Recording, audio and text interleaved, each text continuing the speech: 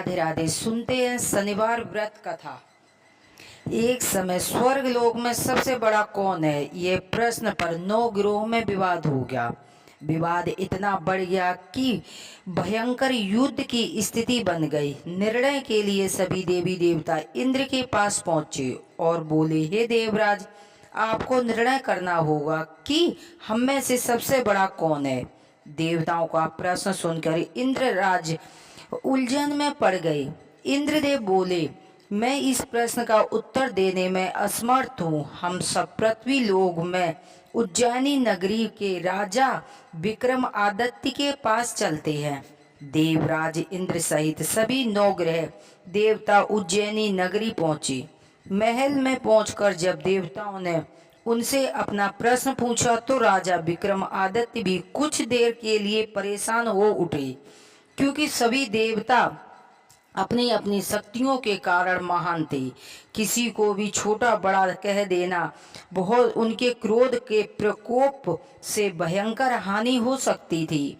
अचानक राजा विक्रम आदित्य को एक उपाय सूझा और उन्होंने विभिन्न धातुओं के स्वर्ण, रजत, चांदी, कांसा, तामा, सीमा, रांगा, जस्ता, भ्रमत और लोहे जैसे 9 आसन बनवाए।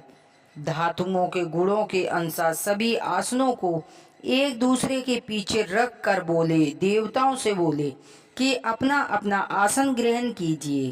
देवताओं ने कहने के बाद राजा विक्रम आदित्य ने कहा कि इस निर्णय तो स्वयं हो गया है। जो सबसे सिंहासन पर पहले बैठा है वही सबसे बड़ा है। राजा विक्रम आदित्य के निर्णय सुनकर शनि देवता ने सबसे पीछे आसन पर बैठने के कारण अपने को सबसे छोटा जानकर क्रोधित होकर कहा, विक्रम आदित्य, तुमने मेरा क्रोध और बढ़ा दिया है। राजा विक्रम आदित्य, तुमने मुझे सबसे पीछे बैठाकर मेरा अपमान किया है। तुम मेरी शक्तियों से परिचित नहीं हो, मैं तुम्हारा सर्वनाश कर दूंगा। शनि ने कहा, सूर्य एक राशि पर 1 महीने चंद्रमा, 2.25 दिन मंगल, 1.5 महीने बुध, शुक्र महीने 1 और बृहस्पति 13 महीने रहते हैं। लेकिन मैं किसी राशि पर 7.5 वर्ष 7.5 तक रहता हूँ। बड़े बड़े देवताओं को मैंने अपने प्रकोप से पीड़ित किया है। राम को 7.5 के कारण ही वन जाकर रहना पड़ा और रावण को 7.5 के कारण युद्ध में मृत्यु का शिकार बनना पड़ा। राजा, अब तू भी मेरे प्रकोप से नहीं बचेगा। इसके बाद अन्य ग्रहों के देवता तो प्रसन्न के साथ चले गए, परंतु शनि देव बड़े क्रोध के साथ वहां से विदा हुए।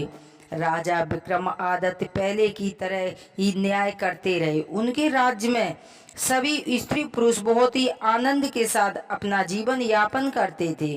कुछ ही दिनों में ऐसे बीत गए। इधर शनि देवता अपने अपमान भूले नहीं थे। विक्रम आदित्य से पहले बदला लेने के लिए एक दिन शनि ने घोड़े के व्यापारी के रूप की धारण किया और बहुत से घोड़े के साथ उज्जैनी नगरी पहुंचे।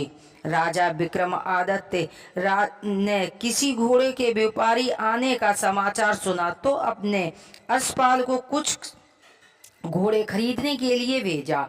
घोड़े बहुत ही कीमती थे। अश्वपाल ने जब वापस लौटकर इस संबंध में बताया तो राजा विक्रम आदित्य ने स्वयं आकर एक सुंदर व शक्तिशाली घोड़े को पसंद किया। घोड़े की चाल देखने के लिए राजा उस घोड़े पर सवार हुए तो वह घोड़ा बिजली की गति से दौड़ पड़ा। तेजी से दौड़ता घोड़ा राजा जो दूर जंगल में ले गए और फिर राजा को वहां गिराकर जंगल से कहीं गायब हो गया। राजा अपने नगर को लौटने के लिए जंगल में भटकने लगा, लेकिन उसे लौटने का कोई रास्ता नहीं मिला। राजा को भूख प्यास लग गई और बहुत घूमने पर उसे चरवाहा एक मिला। राजा ने उससे पानी मांगा। पानी पीकर राजा ने उस चरवाहा से अपनी अंगूठी दे दी। फिर उस सबसे रास्ता पूछकर वह जंगल से निकलकर पास नगर पहुंचा। राजा ने एक सेठ की दुकान पर बैठकर देर तक आराम किया। उस सेठ ने राजा से बातचीत की तो राजा ने उसे बताया कि मैं उज्जैनी नगरी से आया हूँ। राजा से कुछ देर दुकान पर बैठने से सेठ की बहुत ज्यादा बिक्री हुई। सेठ ने राजा को बहुत भाग्यशाली समझकर खुश होकर उसे अपने भोजन घर ले गए भोजन के लिए। सेठ के घर में सोने का हार खूंटी पर लटका हुआ था।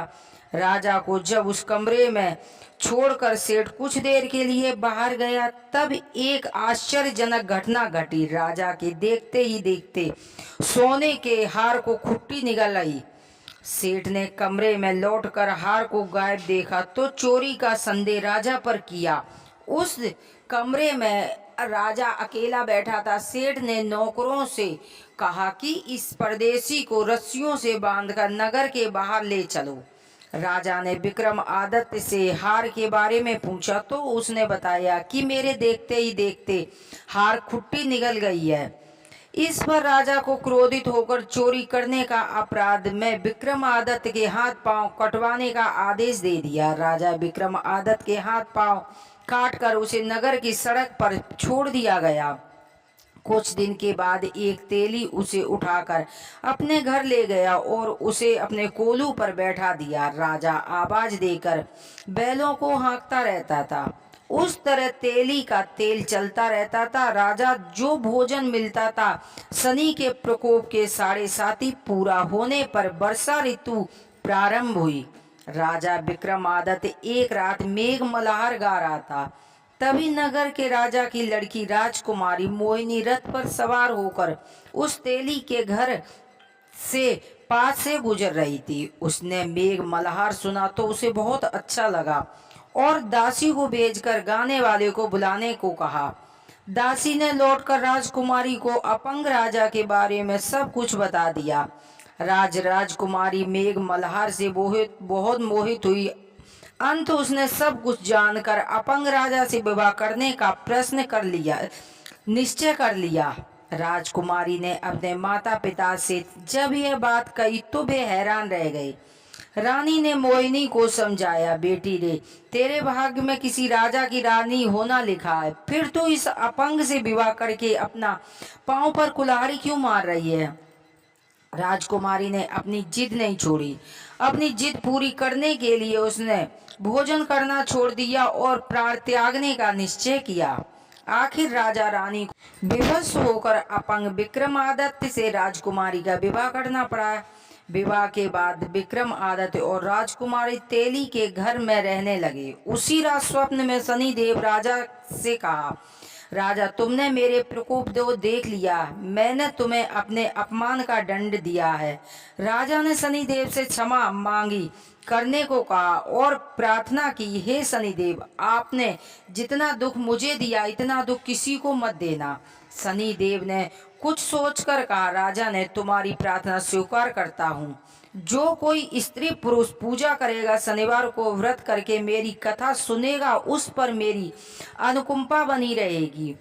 प्रातःकाल राजा विक्रमादित्य की नींद खुली तो अपने हाथ पांव देखकर बहुत ही खुश हुआ। उसने मन ही मन में शनिदेव को प्रणाम किया। राजकुमारी भी राजा के हाथ पांव देखकर बहुत ही आश्चर्य में डूब गई। तब राजा विक्रमादित्य ने अपना परिचय देते हुए शनिदेव के प्रकोप की सारी कहानी सुनाई। सेठ को जब इस बात का पता चला तो वह दौड़ता हुआ तेली के घर पहुंचा और राजा के चरणों में गिरकर क्षमा मांगने लगा। राजा ने उसे क्षमा कर दिया, क्योंकि ये सब तो शनिदेव के प्रकोप के कारण हुआ था। सेठ राजा को अपने घर ले गया और उसे भोजन कराया। भोजन कराते समय वहां एक आश्चर्य घटना घटी। उसके देखते ही देखते उस खुंटी ने हार उगल दिया। सेठ ने अपनी बेटी का विवाह राजा के साथ कर दिया और बहुत सा स्वर्ण आभूषण धन आदि देकर विदा किया। राजा विक्रमादित्य और राजकुमारी मोहिनी और सेठ की बेटी के साथ उज्जैनी पहुंचे तो नगरवासियों ने हर्ष से राजा का स्वागत किया। अगले दिन जब राजा विक्रमादित्य ने पूरे राज्य में घोषणा करवा दी कि शनिदेव सब देवों में सर्वश्रेष्ठ है, प्रत्येक स्त्री पुरुष शनिवार को उनका व्रत करे और व्रत कथा अवश्य सुने। राजा विक्रमादित्य की घोषणा से शनिदेव बहुत ही प्रसन्न हुए। शनिवार का व्रत करने और व्रत कथा सुनने कारण सभी लोगों की मनोकामनाएं पूरी करी शनिदेव ने। शनिदेव की अनुकंपा से पूरी होने लगी। सभी लोग आनंद पूर्वक रहने लगे। शनिवार का दिन न्याय के देवता शनिदेव को समर्पित। शनिदेव को कर्म फलदाता माना गया। जो लोग उनके अच्छे बुरे दोनों कर्मों का फल देते हैं। अगर जातक की कुंडली में शनि की दशा शुभ हो तो व्यक्ति खूब तरक्की करता, वहीं अगर शनि पीड़ित हो तो व्यक्ति को तमाम कष्टों का भी सामना करना पड़ता है। ऐसे में हर व्यक्ति चाहता है कि उस पर शनि की कृपा सदैव बनी रहे। शनि को प्रसन्न करने के लिए शनिवार का व्रत बेहद लोकप्रिय है। यह व्रत करने से दुखों और पीड़ा संकट दूर हो जाते हैं, घरों में सुख शांति समृद्धि का आगमन होता है। आइए शनिवार का व्रत का महत्व, विधि, नियम, उपाय, मंत्र और आरती कथा पूजन विधि जानते हैं। धार्मिक मान्यताओं के अनुसार शनि व्रत को करने से व्यक्ति की कुंडली में जो पीड़ित शनि ग्रह वह मजबूत हो सकता है। कहते हैं कि जिस व्यक्ति पर शनि की कृपा बरसती है उसे सफल होने से कोई नहीं रोक सकता है। शनि व्यक्ति को रंक से राजा बना सकते हैं। वो शनिवार के दिन सुबह जल्दी उठकर स्नान कर स्वच्छ कपड़े पहने, इसके बाद पीपल वृक्ष को जल अर्पित करें। पीपल के वृक्ष को जल अर्पित करें। सुबह लोहे से निर्मित शनि देव की प्रतिमा को पंचामृत से स्नान कराएं। इसके बाद मूर्ति को चावल से बनाए गए 24 दल के कमल पर स्थापित करें। फिर काले तिल, फूल, धूप से काले वस्त्र आदि से शनि देवता की पूजा करें।